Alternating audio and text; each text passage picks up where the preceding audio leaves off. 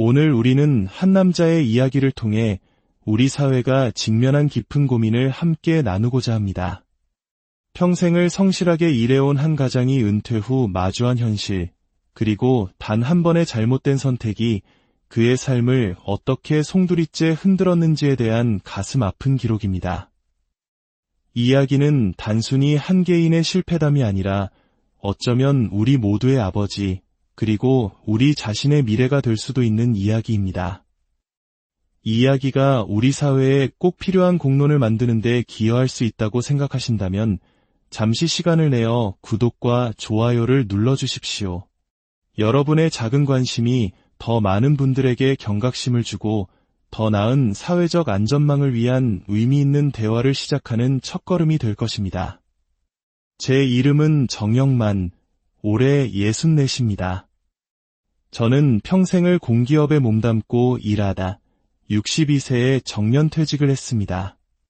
퇴직하던 날 동료들은 축하한다며 꽃다발을 건넸고 저 역시 웃으며 그 자리를 떠났습니다.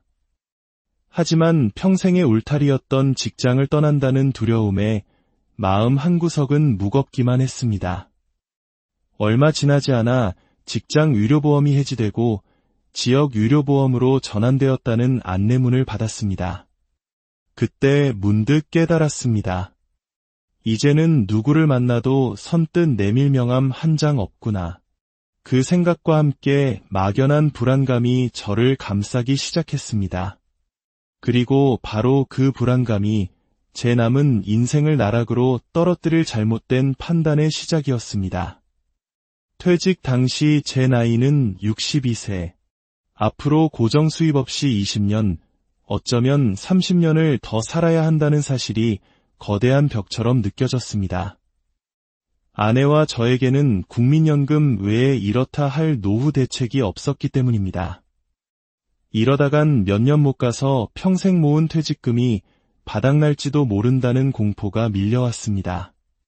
그러던 어느 날 오랜만에 만난 직장 후배에게 이런 고민을 털어놓았습니다. 그러자 후배는 조심스럽게 세종시 이야기를 꺼냈습니다. 형님, 요즘 세종시가 정말 뜨겁습니다. 중앙부처, 국책연구기관, 공기업들이 전부 그쪽으로 내려가고 있어요. 국세청의 공정거래위원회까지 이전했다고 하더군요. 지금이 상권 형성 초기니까 이럴 때 상가 하나 분양받아서 월세 놓으면 노후 준비로는 그만일 겁니다. 저도 알아보고 있는 중이에요. 그날 이후 저는 세종시에 대한 정보를 본격적으로 찾아보기 시작했습니다. 인터넷에는 제2의 행정수도, 행정중심 복합도시, 지역균형 발전의 상징 같은 희망적인 단어들이 넘쳐났습니다. 실제로 수십 개의 공공기관이 이전을 마쳤고 정부 차원에서도 엄청난 예산을 투입해 도시 인프라를 구축하고 있다는 소식이 연일 들려왔습니다. 이 정도면 수도권 신도시 부럽지 않겠는데 제 마음은 점점 세종시로 기울기 시작했습니다. 저는 직접 상가 분양 설명회에 찾아갔습니다. 화려한 조명 아래 홍보 담당자는 열변을 토했습니다. 이 상가는 세종 행정타운의 심장부에 위치해 있습니다. 인근 기관만 해도 30곳이 넘고 5년 안에 유동인구는 지금의 2배가 될 것입니다. 안정적인 임대 수익, 지금이 아니면 잡을 수 없는 기회입니다. 그의 말을 듣고 직접 현장에 서보니 모든 것이 새롭고 반짝였습니다. 도로는 시원하게 뻗어 있었고 건물들은 깨끗했으며 거대한 관공서들이 이용을 뽐내고 있었습니다. 여기서 장사하면 안 될 이유가 없겠구나. 저는 확신에 찼습니다. 분양가는 총 14억 8천만 원. 전용 면적 10평 내외의 상가 3개 호실을 한꺼번에 분양받는 조건이었습니다. 제 퇴직금 4억 원을 계약금으로 넣고 나머지는 대출을 받으면 된다고 했습니다. 제가 대출 비율이 높은 것을 걱정하자 분양 담당자는 웃으며 말했습니다. 사장님, 요즘 자기 돈 100%로 투자하는 사람이 어디 있습니까? 이렇게 레버리지를 이용해야 돈을 버는 시대입니다. 저희 부모님과 저도 바로 옆 상가 1층을 대출 끼고 분양받았습니다. 그의 자신감 넘치는 말에 저는 결국 설득당하고 말았습니다. 주변 임대료 시세를 평당 15만 원에서 20만 원으로 계산하면 세 호실을 합쳐 월 500만 원 가까운 수익이 나온다는 계산이었습니다. 이 정도면 우리 부부 노후 생활비는 충분하고 오히려 적금까지 들 수 있겠구나 장밋빛 미래가 눈앞에 그려졌습니다. 그날 밤 아내에게 이야기를 꺼냈습니다. 아내는 한동안 고민하더니 말했습니다. 여보, 우리가 이런 걸 해본 적도 없고 당신도 잘 모르잖아요. 괜히 분양사무소 말만 듣고 섣불리 결정하는 건 아닐까요?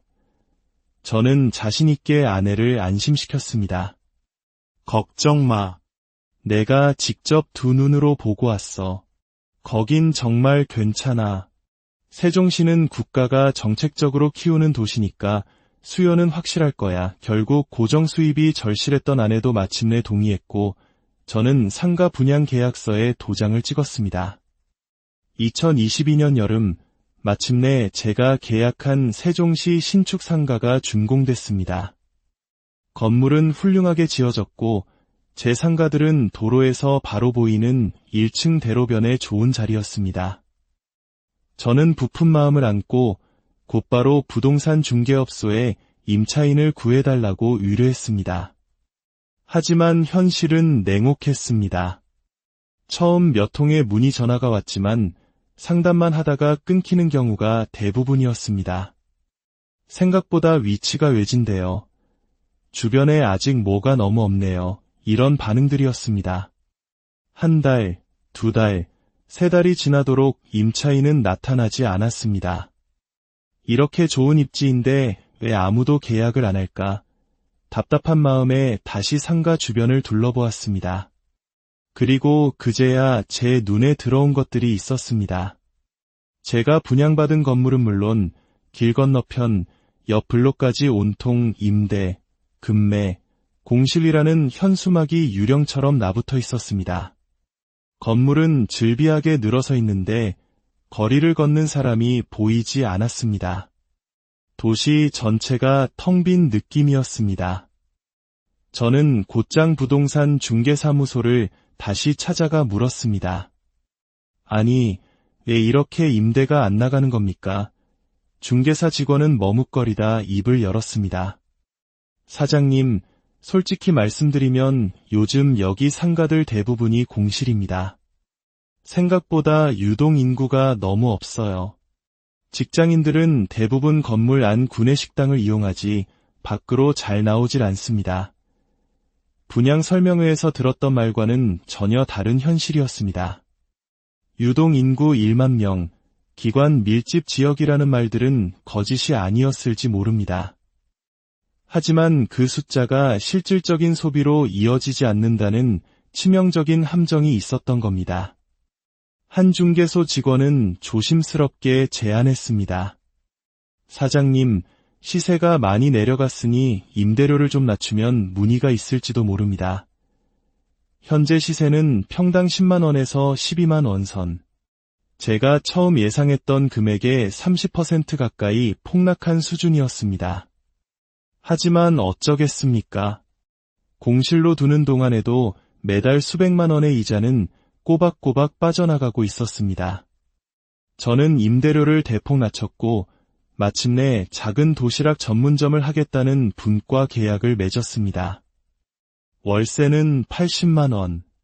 예상 수익의 절반도 안 되는 금액이었지만 그것만으로도 감지덕지했습니다. 이제 시작이야. 첫 임차인이 들어왔으니 나머지도 곧 채워지겠지. 하지만 그것은 저의 마지막 희망이었습니다. 나머지 2개 호실은 여전히 텅 빈 채로 남아있었습니다. 상가 3개 호실의 대출금 10억 원에 대한 월 이자는 약 400만 원. 여기에 관리비 45만 원, 재산세와 기타 세금을 합치면 매달 고정 지출만 500만 원이 넘었습니다. 수입은 고작 80만 원.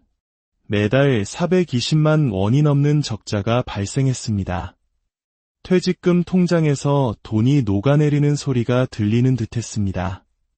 상황이 나아질까 싶어 임대료를 평당 9만 원까지 내렸지만 아무 소용이 없었습니다. 주변 상가들은 분양가의 절반 수준의 급매물로 나와 있었지만 거래는 전혀 없었습니다. 한 부동산 사장님의 말이 뼛속 깊이 박혔습니다. 사장님, 이건 도시 자체가 문제입니다. 도로만 넓고 건물만 번듯하지 사람이 살지를 않아요. 주말이면 다들 대전이나 천안으로 빠져나가니 세종은 자영업자들의 무덤입니다. 그제야 깨달았습니다. 도시는 건물이 아니라 사람으로 채워지는 것이라는 사실을. 세종시는 행정 기능만 옮겨온 껍데기뿐인 도시였습니다. 공무원들은 출퇴근하거나 주말이면 가족이 있는 수도권으로 올라갔습니다. 일은 세종에서 하지만 소비는 다른 곳에서 하는 구조였던 겁니다.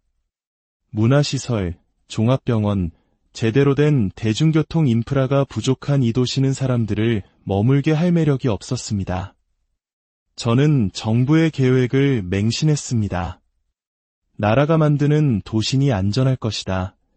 공기업이 몰리니 상권은 보장될 것이다. 이 모든 것이 저의 위험한 착각이었습니다. 정부 정책은 방향을 제시할 뿐 개인의 투자 수익까지 보장해주지는 않는다는 것을 너무 늦게 알게 된 것입니다. 2023년 초가 되자 퇴직금 통장은 바닥을 드러냈습니다. 이제는 더 이상 이자를 감당할 수 없었습니다. 결국 이자가 밀리기 시작했습니다. 한 달, 두 달, 석 달. 마침내 은행에서 전화가 걸려왔습니다. 고객님, 연체가 지속될 경우 법적 절차에 따라 담보물에 대한 경매가 진행될 수 있습니다. 하늘이 무너지는 기분이었습니다. 며칠 뒤 집으로 경매 개시 결정 통지서가 날아왔습니다. 제가 14억 8천만 원에 샀던 상가 3개 호실은 경매에 넘어갔습니다. 감정가는 17억 원이 넘게 책정되었지만 아무도 입찰하지 않았습니다. 경매는 계속 유찰되었고 최저 입찰가는 감정가의 80%, 64%, 51%까지 곤두박질 쳤습니다. 그래도 주인은 나타나지 않았습니다. 2024년 초 마침내 첫 호실이 1억 4,700만 원에 낙찰되었습니다. 얼마 지나지 않아 나머지 두 호실도 각각 1억 1천만 원대에 팔려나갔습니다. 14억 8천만 원을 들여 산재 전 재산이 고작 3억 6천만 원이 되어 사라진 순간이었습니다. 그동안 납부한 이자와 세금을 포함하면 실제 손해액은 11억 원이 훌쩍 넘었습니다. 설상가상으로 경매 대금으로는 대출 원금도 다 갚지 못해 제게는 6억 원이 넘는 빚이 고스란히 남았습니다. 결국 아내와 저는 살고 있던 아파트마저 처분하고 다세대 주택의 반지하로 이사해야 했습니다. 신용등급은 바닥으로 추락했고 은행은 제게 개인회생을 신청하라고 권했습니다. 모든 것이 허탈했습니다.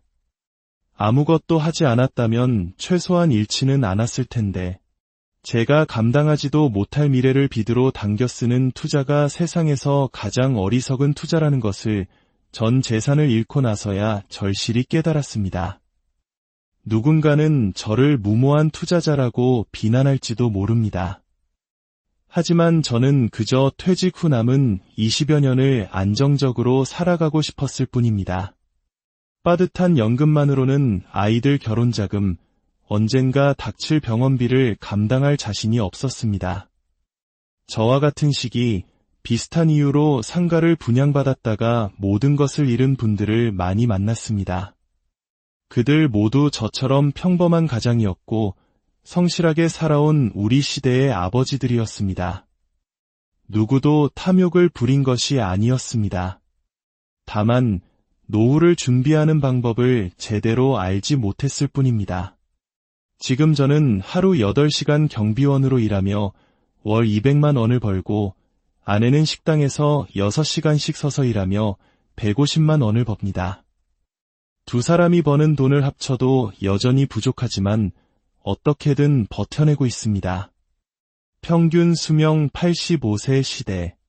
하지만 은퇴 후 20년을 버틸 준비가 된 사람은 과연 얼마나 될까요? 현직에 있을 때는 부모님을 부양하고 자녀 교육비를 대느라 정작 자신의 노후는 준비하지 못하는 것이 우리 세대의 현실입니다. 저처럼 성실하게 살아온 보통 사람들이 더 이상 이런 비극적인 실패를 겪지 않도록 신뢰할 수 있는 정보와 든든한 제도적 안전장치가 절실히 필요합니다. 여러분께 묻고 싶습니다. 퇴직 후 노후를 준비하는 지금의 방식, 이대로 정말 괜찮다고 생각하십니까? 우리 사회에 진정으로 필요한 노년층을 위한 안전망은 무엇일까요? 여러분의 소중한 생각을 댓글로 남겨주시기 바랍니다. 오늘 우리는 한 남자의 이야기를 통해 우리 사회가 직면한 깊은 고민을 함께 나누고자 합니다. 평생을 성실하게 일해온 한 가장이 은퇴 후 마주한 현실, 그리고 단 한 번의 잘못된 선택이 그의 삶을 어떻게 송두리째 흔들었는지에 대한 가슴 아픈 기록입니다. 이 이야기는 단순히 한 개인의 실패담이 아니라 어쩌면 우리 모두의 아버지, 그리고 우리 자신의 미래가 될 수도 있는 이야기입니다. 이 이야기가 우리 사회에 꼭 필요한 공론을 만드는 데 기여할 수 있다고 생각하신다면 잠시 시간을 내어 구독과 좋아요를 눌러주십시오. 여러분의 작은 관심이 더 많은 분들에게 경각심을 주고 더 나은 사회적 안전망을 위한 의미 있는 대화를 시작하는 첫걸음이 될 것입니다. 제 이름은 정영만, 올해 64입니다. 저는 평생을 공기업에 몸담고 일하다 62세에 정년퇴직을 했습니다. 퇴직하던 날 동료들은 축하한다며 꽃다발을 건넸고 저 역시 웃으며 그 자리를 떠났습니다. 하지만 평생의 울타리였던 직장을 떠난다는 두려움에 마음 한구석은 무겁기만 했습니다. 얼마 지나지 않아 직장 의료보험이 해지되고 지역 의료보험으로 전환되었다는 안내문을 받았습니다. 그때 문득 깨달았습니다.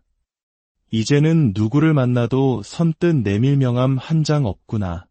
그 생각과 함께 막연한 불안감이 저를 감싸기 시작했습니다. 그리고 바로 그 불안감이 제 남은 인생을 나락으로 떨어뜨릴 잘못된 판단의 시작이었습니다. 퇴직 당시 제 나이는 62세. 앞으로 고정 수입 없이 20년, 어쩌면 30년을 더 살아야 한다는 사실이 거대한 벽처럼 느껴졌습니다. 아내와 저에게는 국민연금 외에 이렇다 할 노후 대책이 없었기 때문입니다.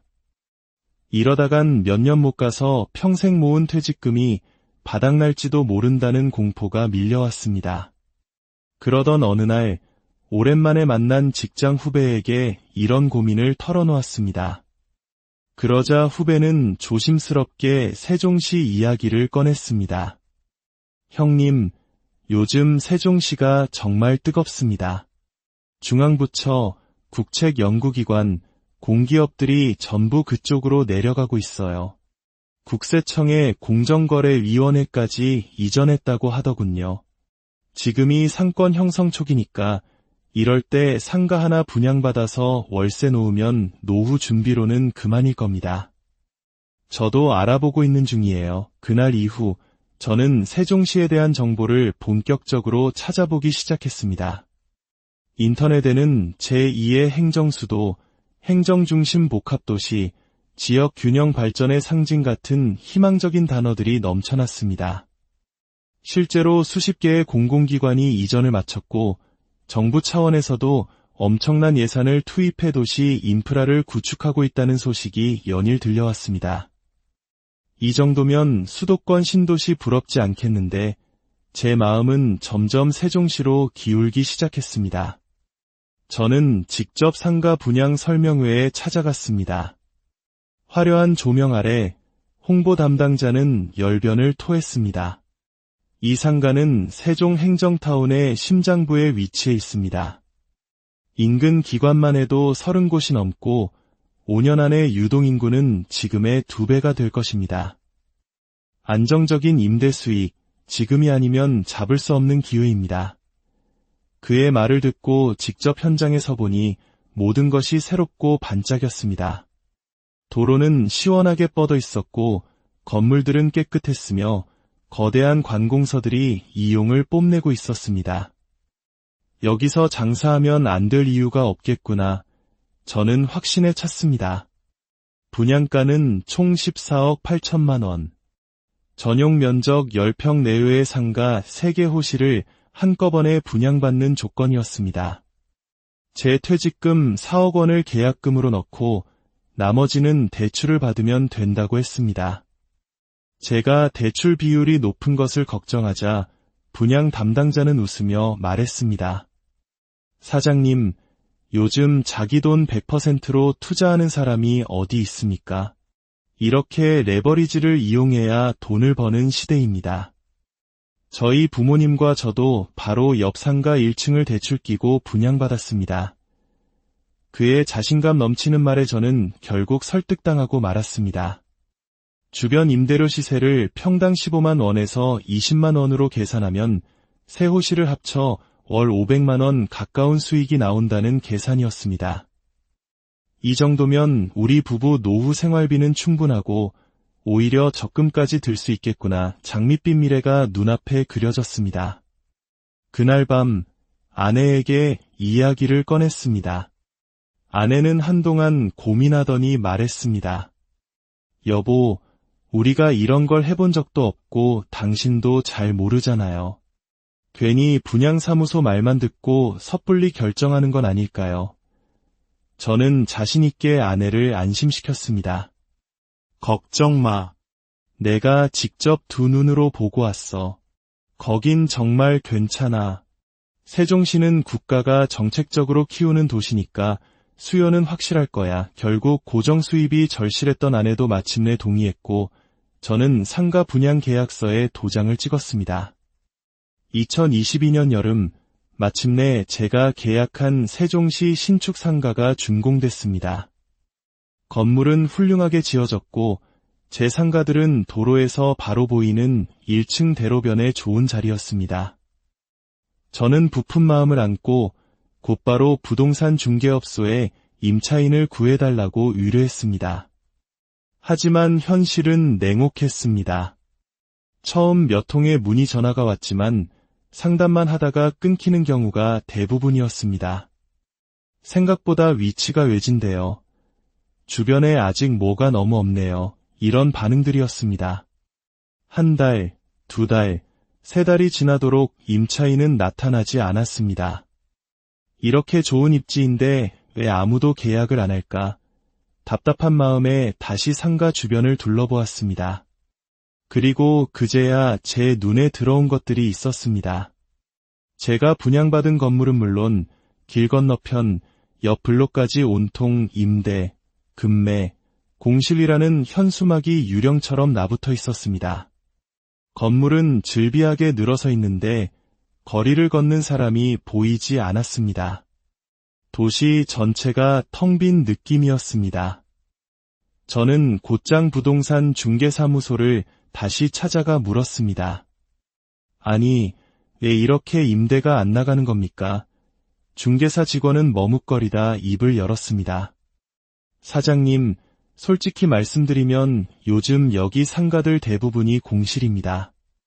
생각보다 유동 인구가 너무 없어요. 직장인들은 대부분 건물 안 구내식당을 이용하지 밖으로 잘 나오질 않습니다. 분양 설명회에서 들었던 말과는 전혀 다른 현실이었습니다. 유동 인구 1만 명, 기관 밀집 지역이라는 말들은 거짓이 아니었을지 모릅니다. 하지만 그 숫자가 실질적인 소비로 이어지지 않는다는 치명적인 함정이 있었던 겁니다. 한 중개소 직원은 조심스럽게 제안했습니다. 사장님, 시세가 많이 내려갔으니 임대료를 좀 낮추면 문의가 있을지도 모릅니다. 현재 시세는 평당 10만 원에서 12만 원 선. 제가 처음 예상했던 금액의 30% 가까이 폭락한 수준이었습니다. 하지만 어쩌겠습니까?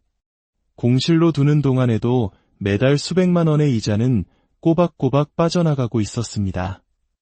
저는 임대료를 대폭 낮췄고 마침내 작은 도시락 전문점을 하겠다는 분과 계약을 맺었습니다. 월세는 80만 원. 예상 수익의 절반도 안 되는 금액이었지만 그것만으로도 감지덕지했습니다. 이제 시작이야.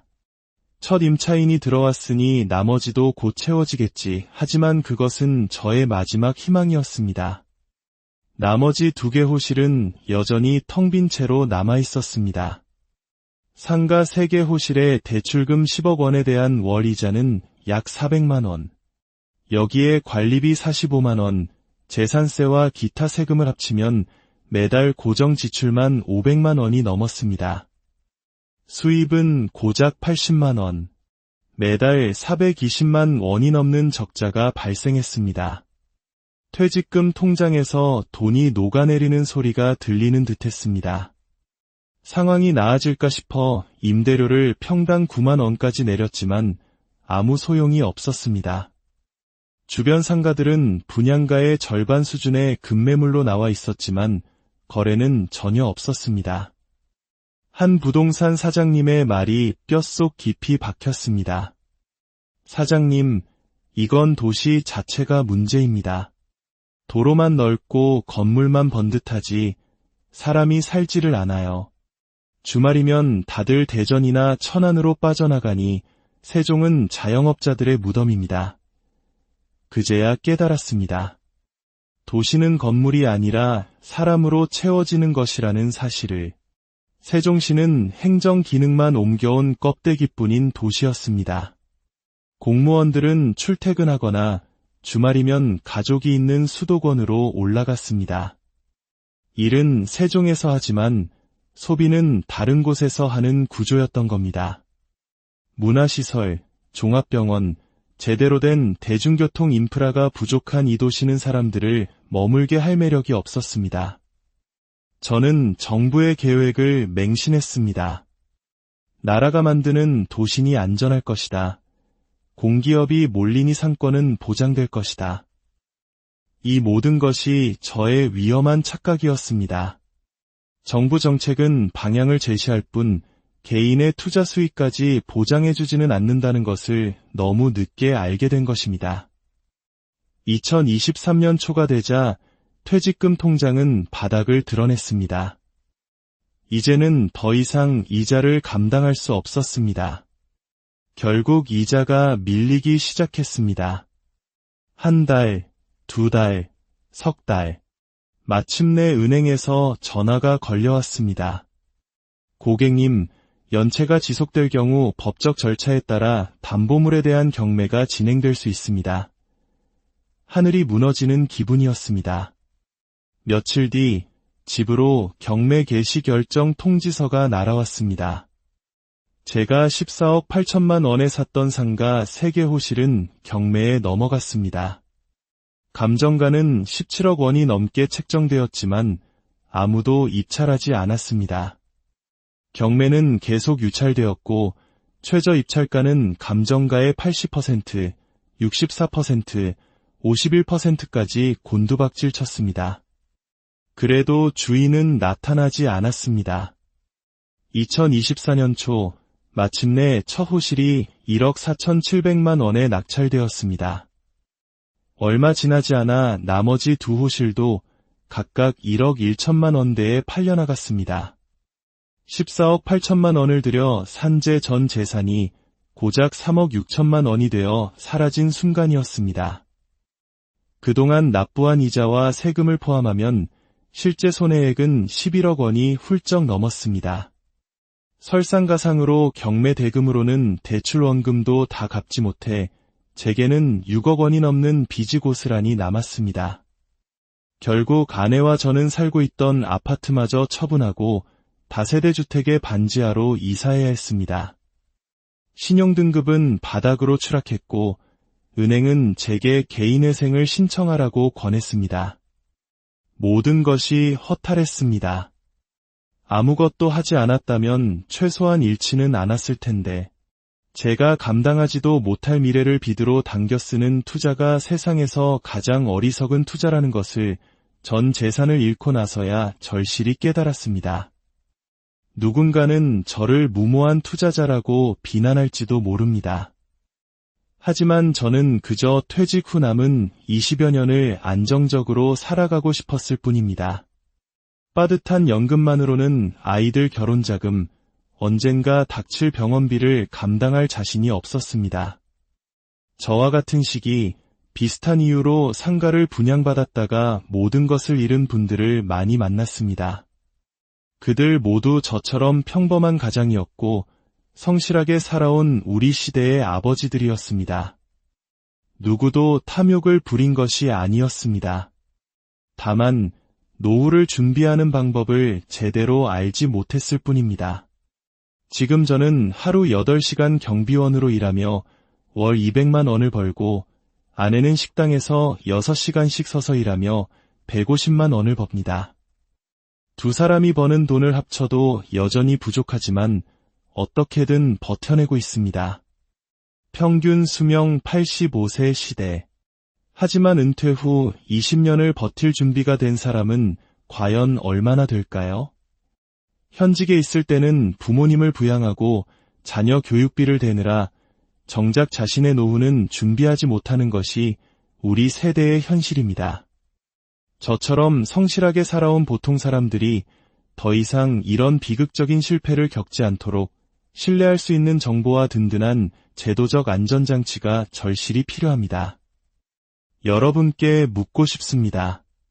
퇴직 후 노후를 준비하는 지금의 방식, 이대로 정말 괜찮다고 생각하십니까? 우리 사회에 진정으로 필요한 노년층을 위한 안전망은 무엇일까요? 여러분의 소중한 생각을 댓글로 남겨주시기 바랍니다. 오늘 우리는 한 남자의 이야기를 통해 우리 사회가 직면한 깊은 고민을 함께 나누고자 합니다. 평생을 성실하게 일해온 한 가장이 은퇴 후 마주한 현실, 그리고 단 한 번의 잘못된 선택이 그의 삶을 어떻게 송두리째 흔들었는지에 대한 가슴 아픈 기록입니다.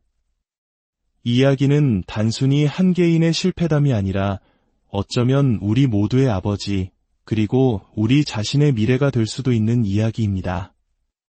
이 이야기가 우리 사회에 꼭 필요한 공론을 만드는 데 기여할 수 있다고 생각하신다면 잠시 시간을 내어 구독과 좋아요를 눌러주십시오. 여러분의 작은 관심이 더 많은 분들에게 경각심을 주고 더 나은 사회적 안전망을 위한 의미 있는 대화를 시작하는 첫걸음이 될 것입니다. 제 이름은 정영만, 올해 64입니다. 저는 평생을 공기업에 몸담고 일하다 62세에 정년퇴직을 했습니다. 퇴직하던 날 동료들은 축하한다며 꽃다발을 건넸고 저 역시 웃으며 그 자리를 떠났습니다. 하지만 평생의 울타리였던 직장을 떠난다는 두려움에 마음 한구석은 무겁기만 했습니다. 얼마 지나지 않아 직장 의료보험이 해지되고 지역 의료보험으로 전환되었다는 안내문을 받았습니다. 그때 문득 깨달았습니다.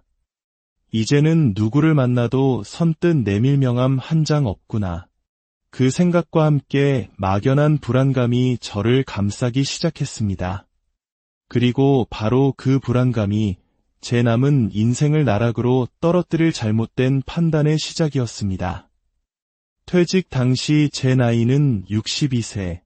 앞으로 고정 수입 없이 20년, 어쩌면 30년을 더 살아야 한다는 사실이 거대한 벽처럼 느껴졌습니다. 아내와 저에게는 국민연금 외에 이렇다 할 노후 대책이 없었기 때문입니다. 이러다간 몇 년 못 가서 평생 모은 퇴직금이 바닥날지도 모른다는 공포가 밀려왔습니다. 그러던 어느 날 오랜만에 만난 직장 후배에게 이런 고민을 털어놓았습니다. 그러자 후배는 조심스럽게 세종시 이야기를 꺼냈습니다. 형님, 요즘 세종시가 정말 뜨겁습니다. 중앙부처, 국책 연구기관, 공기업들이 전부 그쪽으로 내려가고 있어요. 국세청에 공정거래위원회까지 이전했다고 하더군요. 지금이 상권 형성 초기니까 이럴 때 상가 하나 분양받아서 월세 놓으면 노후 준비로는 그만일 겁니다. 저도 알아보고 있는 중이에요. 그날 이후 저는 세종시에 대한 정보를 본격적으로 찾아보기 시작했습니다.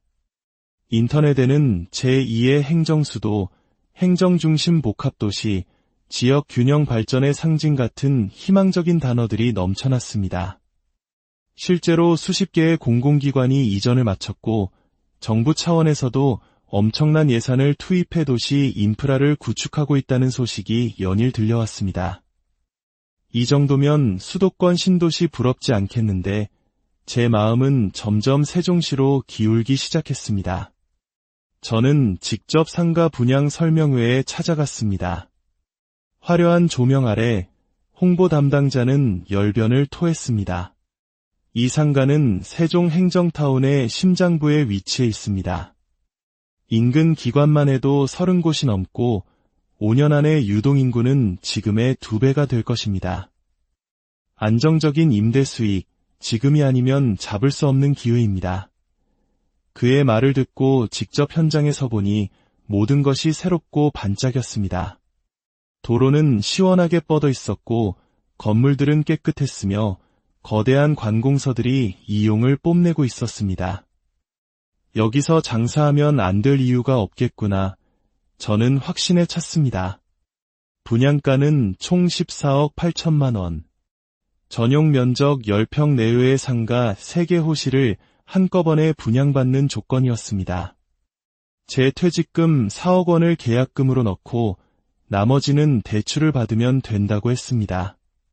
제가 대출 비율이 높은 것을 걱정하자 분양 담당자는 웃으며 말했습니다. 사장님, 요즘 자기 돈 100%로 투자하는 사람이 어디 있습니까? 이렇게 레버리지를 이용해야 돈을 버는 시대입니다. 저희 부모님과 저도 바로 옆 상가 1층을 대출 끼고 분양받았습니다. 그의 자신감 넘치는 말에 저는 결국 설득당하고 말았습니다. 주변 임대료 시세를 평당 15만 원에서 20만 원으로 계산하면 세 호실을 합쳐 월 500만 원 가까운 수익이 나온다는 계산이었습니다. 이 정도면 우리 부부 노후 생활비는 충분하고 오히려 적금까지 들 수 있겠구나. 장밋빛 미래가 눈앞에 그려졌습니다. 그날 밤 아내에게 이야기를 꺼냈습니다. 아내는 한동안 고민하더니 말했습니다. 여보, 우리가 이런 걸 해본 적도 없고 당신도 잘 모르잖아요. 괜히 분양사무소 말만 듣고 섣불리 결정하는 건 아닐까요? 저는 자신 있게 아내를 안심시켰습니다. 걱정 마. 내가 직접 두 눈으로 보고 왔어. 거긴 정말 괜찮아. 세종시는 국가가 정책적으로 키우는 도시니까 수요는 확실할 거야. 결국 고정 수입이 절실했던 아내도 마침내 동의했고 저는 상가 분양 계약서에 도장을 찍었습니다. 2022년 여름 마침내 제가 계약한 세종시 신축 상가가 준공됐습니다. 건물은 훌륭하게 지어졌고 제 상가들은 도로에서 바로 보이는 1층 대로변에 좋은 자리였습니다. 저는 부푼 마음을 안고 곧바로 부동산 중개업소에 임차인을 구해달라고 의뢰했습니다. 하지만 현실은 냉혹했습니다. 처음 몇 통의 문의 전화가 왔지만 상담만 하다가 끊기는 경우가 대부분이었습니다. 생각보다 위치가 외진데요. 주변에 아직 뭐가 너무 없네요. 이런 반응들이었습니다. 한 달, 2달, 3달이 지나도록 임차인은 나타나지 않았습니다.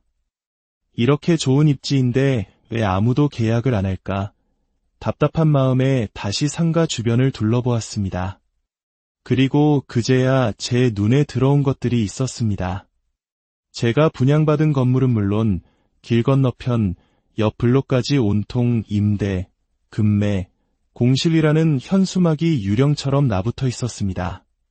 건물은 즐비하게 늘어서 있는데 거리를 걷는 사람이 보이지 않았습니다. 도시 전체가 텅 빈 느낌이었습니다. 저는 곧장 부동산 중개사무소를 다시 찾아가 물었습니다. 아니, 왜 이렇게 임대가 안 나가는 겁니까? 중개사 직원은 머뭇거리다 입을 열었습니다. 사장님, 솔직히 말씀드리면 요즘 여기 상가들 대부분이 공실입니다. 생각보다 유동 인구가 너무 없어요. 직장인들은 대부분 건물 안 구내식당을 이용하지 밖으로 잘 나오질 않습니다. 분양 설명회에서 들었던 말과는 전혀 다른 현실이었습니다. 유동 인구 1만 명, 기관 밀집 지역이라는 말들은 거짓이 아니었을지 모릅니다. 하지만 그 숫자가 실질적인 소비로 이어지지 않는다는 치명적인 함정이 있었던 겁니다. 한 중개소 직원은 조심스럽게 제안했습니다. 사장님, 시세가 많이 내려갔으니 임대료를 좀 낮추면 문의가 있을지도 모릅니다.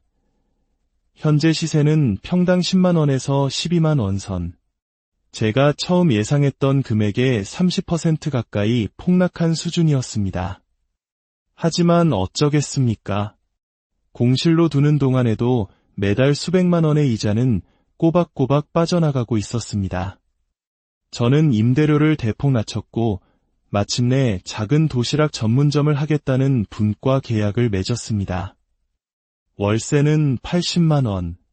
예상 수익의 절반도 안 되는 금액이었지만 그것만으로도 감지덕지했습니다. 이제 시작이야. 첫 임차인이 들어왔으니 나머지도 곧 채워지겠지. 하지만 그것은 저의 마지막 희망이었습니다. 나머지 2개 호실은 여전히 텅 빈 채로 남아있었습니다. 상가 3개 호실의 대출금 10억 원에 대한 월 이자는 약 400만 원. 여기에 관리비 45만 원, 재산세와 기타 세금을 합치면 매달 고정 지출만 500만 원이 넘었습니다. 수입은 고작 80만 원. 매달 420만 원이 넘는 적자가 발생했습니다. 퇴직금 통장에서 돈이 녹아내리는 소리가 들리는 듯했습니다. 상황이 나아질까 싶어 임대료를 평당 9만 원까지 내렸지만 아무 소용이 없었습니다. 주변 상가들은 분양가의 절반 수준의 급매물로 나와 있었지만 거래는 전혀 없었습니다. 한 부동산 사장님의 말이 뼛속 깊이 박혔습니다. 사장님, 이건 도시 자체가 문제입니다. 도로만 넓고 건물만 번듯하지 사람이 살지를 않아요. 주말이면 다들 대전이나 천안으로 빠져나가니 세종은 자영업자들의 무덤입니다. 그제야 깨달았습니다. 도시는 건물이 아니라 사람으로 채워지는 것이라는 사실을. 세종시는 행정 기능만 옮겨온 껍데기뿐인 도시였습니다. 공무원들은 출퇴근하거나 주말이면 가족이 있는 수도권으로 올라갔습니다. 일은 세종에서 하지만 소비는 다른 곳에서 하는 구조였던 겁니다. 문화시설, 종합병원, 제대로 된 대중교통 인프라가 부족한 이 도시는 사람들을 머물게 할 매력이 없었습니다. 저는 정부의 계획을 맹신했습니다. 나라가 만드는 도시니 안전할 것이다. 공기업이 몰리니 상권은 보장될 것이다. 이 모든 것이 저의 위험한 착각이었습니다. 정부 정책은 방향을 제시할 뿐 개인의 투자 수익까지 보장해주지는 않는다는 것을 너무 늦게 알게 된 것입니다. 2023년 초가 되자 퇴직금 통장은 바닥을 드러냈습니다. 이제는 더 이상 이자를 감당할 수 없었습니다. 결국 이자가 밀리기 시작했습니다. 한 달, 2달, 석 달.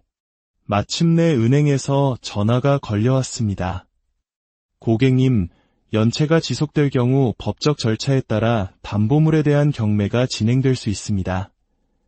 하늘이 무너지는 기분이었습니다. 며칠 뒤 집으로 경매 개시 결정 통지서가 날아왔습니다. 제가 14억 8천만 원에 샀던 상가 3개 호실은 경매에 넘어갔습니다. 감정가는 17억 원이 넘게 책정되었지만 아무도 입찰하지 않았습니다. 경매는 계속 유찰되었고 최저 입찰가는 감정가의 80%, 64%, 51%까지 곤두박질 쳤습니다. 그래도 주인은 나타나지 않았습니다. 2024년 초 마침내 첫 호실이 1억 4,700만 원에 낙찰되었습니다. 얼마 지나지 않아 나머지 두 호실도 각각 1억 1천만 원대에 팔려나갔습니다. 14억 8천만 원을 들여 산재 전 재산이 고작 3억 6천만 원이 되어 사라진 순간이었습니다. 그동안 납부한 이자와 세금을 포함하면 실제 손해액은 11억 원이 훌쩍 넘었습니다. 설상가상으로 경매 대금으로는 대출 원금도 다 갚지 못해 제게는 6억 원이 넘는 빚이 고스란히 남았습니다. 결국 아내와 저는 살고 있던 아파트마저 처분하고 다세대 주택의 반지하로 이사해야 했습니다. 신용등급은 바닥으로 추락했고 은행은 제게 개인회생을 신청하라고 권했습니다. 모든 것이 허탈했습니다. 아무것도 하지 않았다면 최소한 잃지는 않았을 텐데 제가 감당하지도 못할 미래를 빚으로 당겨 쓰는 투자가 세상에서 가장 어리석은 투자라는 것을 전 재산을 잃고 나서야 절실히 깨달았습니다. 누군가는 저를 무모한 투자자라고 비난할지도 모릅니다. 하지만 저는 그저 퇴직 후 남은 20여 년을 안정적으로 살아가고 싶었을 뿐입니다. 빠듯한 연금만으로는 아이들 결혼자금, 언젠가 닥칠 병원비를 감당할 자신이 없었습니다. 저와 같은 시기 비슷한 이유로 상가를 분양받았다가 모든 것을 잃은 분들을 많이 만났습니다. 그들 모두 저처럼 평범한 가장이었고 성실하게 살아온 우리 시대의 아버지들이었습니다. 누구도 탐욕을 부린 것이 아니었습니다.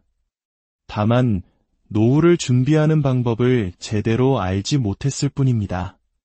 지금 저는 하루 8시간 경비원으로 일하며 월 200만 원을 벌고 아내는 식당에서 6시간씩 서서 일하며 150만 원을 법니다. 두 사람이 버는 돈을 합쳐도 여전히 부족하지만 어떻게든 버텨내고 있습니다. 평균 수명 85세 시대. 하지만 은퇴 후 20년을 버틸 준비가 된 사람은 과연 얼마나 될까요? 현직에 있을 때는 부모님을 부양하고 자녀 교육비를 대느라 정작 자신의 노후는 준비하지 못하는 것이 우리 세대의 현실입니다. 저처럼 성실하게 살아온 보통 사람들이 더 이상 이런 비극적인 실패를 겪지 않도록 신뢰할 수 있는 정보와 든든한 제도적 안전장치가 절실히 필요합니다. 여러분께 묻고 싶습니다. 퇴직 후 노후를 준비하는 지금의 방식, 이대로 정말 괜찮다고 생각하십니까? 우리 사회에 진정으로 필요한 노년층을 위한 안전망은 무엇일까요? 여러분의 소중한 생각을 댓글로 남겨주시기 바랍니다. 오늘 우리는 한 남자의 이야기를 통해 우리 사회가 직면한 깊은 고민을 함께 나누고자 합니다. 평생을 성실하게 일해온 한 가장이 은퇴 후 마주한 현실, 그리고 단 한 번의 잘못된 선택이 그의 삶을 어떻게 송두리째 흔들었는지에 대한 가슴 아픈 기록입니다. 이 이야기는 단순히 한 개인의 실패담이 아니라 어쩌면 우리 모두의 아버지, 그리고 우리 자신의 미래가 될 수도 있는 이야기입니다. 이 이야기가 우리 사회에 꼭 필요한 공론을 만드는 데 기여할 수 있다고 생각하신다면 잠시 시간을 내어 구독과 좋아요를 눌러주십시오.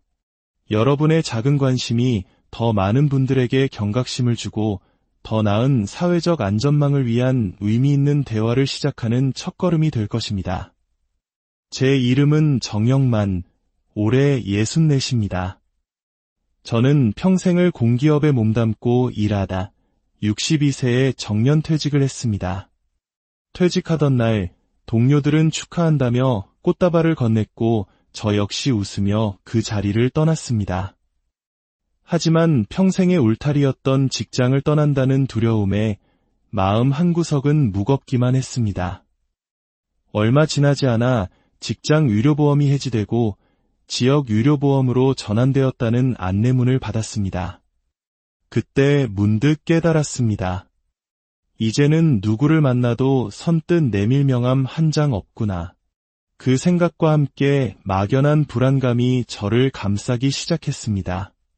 그리고 바로 그 불안감이 제 남은 인생을 나락으로 떨어뜨릴 잘못된 판단의 시작이었습니다. 퇴직 당시 제 나이는 62세. 앞으로 고정 수입 없이 20년, 어쩌면 30년을 더 살아야 한다는 사실이 거대한 벽처럼 느껴졌습니다. 아내와 저에게는 국민연금 외에 이렇다 할 노후 대책이 없었기 때문입니다. 이러다간 몇 년 못 가서 평생 모은 퇴직금이 바닥날지도 모른다는 공포가 밀려왔습니다. 그러던 어느 날 오랜만에 만난 직장 후배에게 이런 고민을 털어놓았습니다. 그러자 후배는 조심스럽게 세종시 이야기를 꺼냈습니다.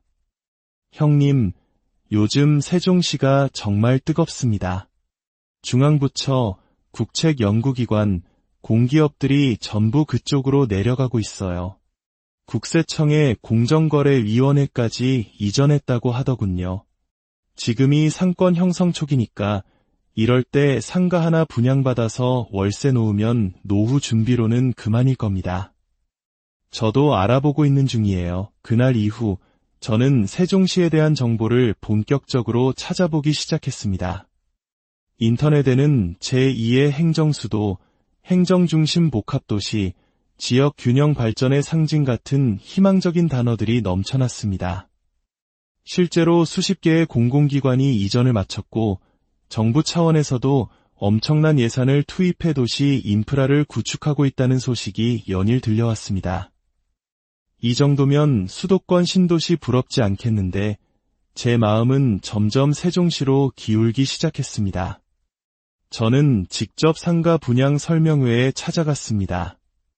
화려한 조명 아래 홍보 담당자는 열변을 토했습니다. 이 상가는 세종 행정타운의 심장부에 위치해 있습니다. 인근 기관만 해도 30곳이 넘고 5년 안에 유동인구는 지금의 2배가 될 것입니다. 안정적인 임대 수익, 지금이 아니면 잡을 수 없는 기회입니다. 그의 말을 듣고 직접 현장에 서보니 모든 것이 새롭고 반짝였습니다. 도로는 시원하게 뻗어 있었고 건물들은 깨끗했으며 거대한 관공서들이 이용을 뽐내고 있었습니다. 여기서 장사하면 안 될 이유가 없겠구나. 저는 확신에 찼습니다. 분양가는 총 14억 8천만 원. 전용 면적 10평 내외의 상가 3개 호실을 한꺼번에 분양받는 조건이었습니다. 제 퇴직금 4억 원을 계약금으로 넣고 나머지는 대출을 받으면 된다고 했습니다. 제가 대출 비율이 높은 것을 걱정하자 분양 담당자는 웃으며 말했습니다. 사장님, 요즘 자기 돈 100%로 투자하는 사람이 어디 있습니까? 이렇게 레버리지를 이용해야 돈을 버는 시대입니다. 저희 부모님과 저도 바로 옆 상가 1층을 대출 끼고 분양받았습니다. 그의 자신감 넘치는 말에 저는 결국 설득당하고 말았습니다. 주변 임대료 시세를 평당 15만 원에서 20만 원으로 계산하면 세 호실을 합쳐 월 500만 원 가까운 수익이 나온다는 계산이었습니다. 이 정도면 우리 부부 노후 생활비는 충분하고 오히려 적금까지 들 수 있겠구나. 장밋빛 미래가 눈앞에 그려졌습니다. 그날 밤 아내에게 이야기를 꺼냈습니다. 아내는 한동안 고민하더니 말했습니다. 여보, 우리가 이런 걸 해본 적도 없고 당신도 잘 모르잖아요.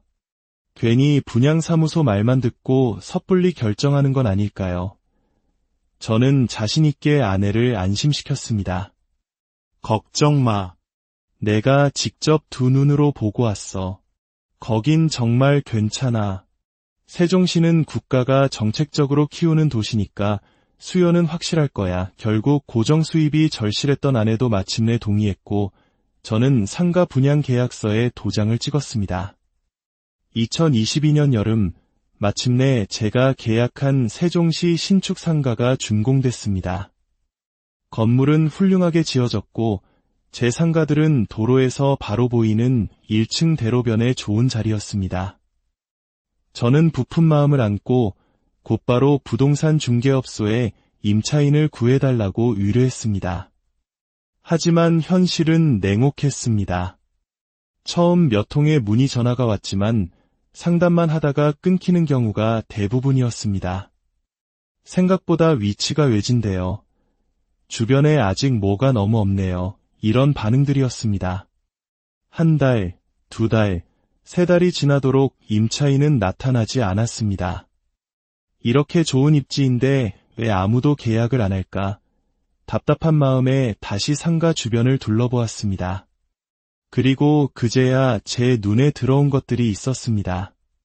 제가 분양받은 건물은 물론 길 건너편 옆 블록까지 온통 임대, 급매, 공실이라는 현수막이 유령처럼 나붙어 있었습니다. 건물은 즐비하게 늘어서 있는데 거리를 걷는 사람이 보이지 않았습니다.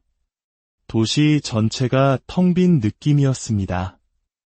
저는 곧장 부동산 중개사무소를 다시 찾아가 물었습니다.